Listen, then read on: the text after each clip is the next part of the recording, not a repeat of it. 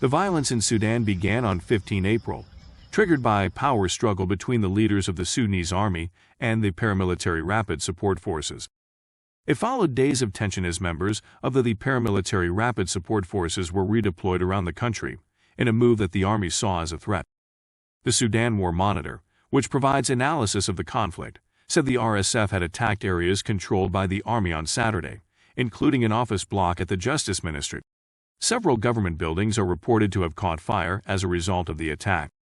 Attacks on army premises continued into Sunday, witnesses told AFP news agency. One of the country's largest buildings, the Great Nile Oil Company, has been engulfed in flames. Videos posted on social media showed today. It is also reported that another battle is taking place in El Obeid city, which is 350 kilometers away from Khartoum. Residents in a southern district of the city, where the army was targeting RSF bases, told AFP they heard huge bangs as they woke up.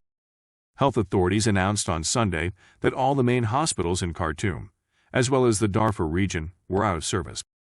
According to a group of pro-democracy lawyers, the fighting had killed dozens of civilians in Khartoum since Friday. Fighting was also reported in the city of El Obeid, some 400 kilometers, 250 miles, south of the city. The RSF has been fighting to take control of the capital, and the military's airstrikes have been aimed at weakening RSF positions. The conflict has killed around 7,500 people and displaced more than 5 million, including 2.8 million people who have fled constant airstrikes, artillery fire and street fighting in Khartoum's densely populated villages.